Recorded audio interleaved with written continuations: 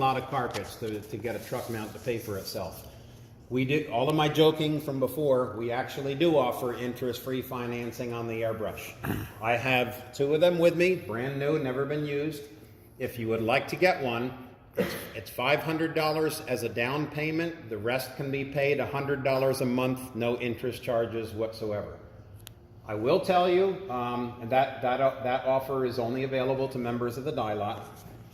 Several years ago, I was doing a training, and one of the guys, I saw him taking lots of pictures of it, and I knew what he was up to. A couple months later, he messages me and he says, "Hey, I made an airbrush and it looks just like yours, but it's not working, and it ended up leaking on a rug, and I ended up having to buy the rug. I had to replace the rug for the customer."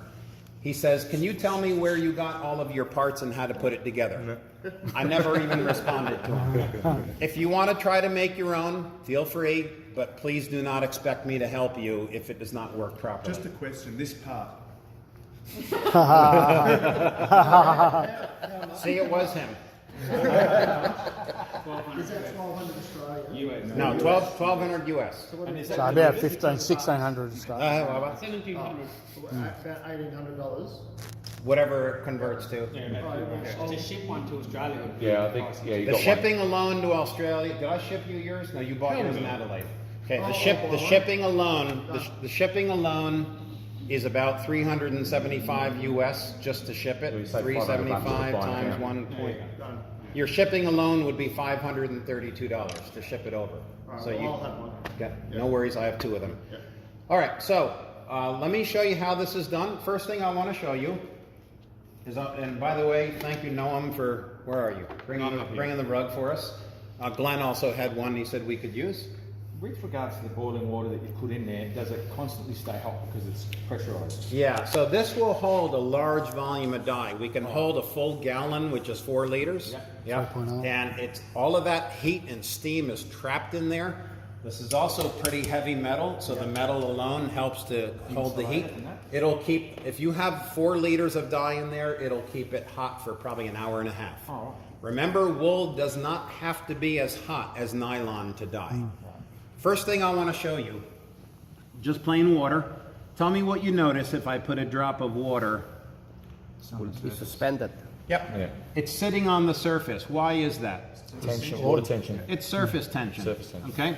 So what'll happen if you're trying to airbrush color onto a rug and you don't want to get any of the, let's say we're trying to do this red and I don't want to get it, actually orange, and you don't want to get any of that onto these beige areas. If you try to airbrush it, the dye hits that surface tension and it bounces, it deflects. So what we need to do, we have to break that surface tension. We're simply going to mist a bit of water on there, brush it in. Now, if I put a drop of water, watch what happens. See how it goes straight in. So it's very important to break the surface tension on wool prior to airbrushing. So Once you've broken the tension, once it stays broken for how long? Because obviously till it dries, till it dries. Very quick, We're going to do small sections at a time. We're not going to get the whole rug wet. We're going to choose a small section, mist some water, brush it in, airbrush that section, then a new section. So how long would this rug take you to clean for $1,200? To clean? I mean, sorry, to obviously restore it. Depends on how many colors we're doing. We could easily complete this entire easily in 1 day. Easily. That's going over all the colours. Now, having said that, most of the rugs that you're going to be getting in are simply sun faded. From your notes, from your brain, sunlight attacks colors in the following order. The first color? Red. Red. Next? Blue. No. Oh, yellow. From your notes, first the red, next? Red. The Red. then Red. finally Red. Okay, so let's just look at a couple of rugs here. Okay, you see the red. Those are urine stains. Okay, look at this one. That's before. That's after. It's Jeez. mostly the reds. That's a viscose rug. Let me look at it this way. Sorry. This stuff was yellow when I first got it. Let's just look at a few. Here's a Pakistani Bokhara, red, before and after. Here's a Persian Tabriz, red, before and after. Here is, I'm gonna come back to that photo. I wanna show you guys something about that. This was the governor's rug for the state of Maryland. His desk was sitting on the rug here, red, before and after. Persian saruk, red, before and after. Hunting rug, this one we did a lot of colors on. That was a silk rug. Chinese rug, red. So you notice an ongoing theme, Pakistani always Bokora, red. A Persian runner, or Turkish runner rather, red. So that's you know, here's a, I'm going backwards on this one. Persian Hariz, red, half of it is faded out, so we're using the airbrush. So these look really impressive in your portfolio, but the reality is they're easy. You're just adding red on I could show you lots of other ones. It's almost always the red.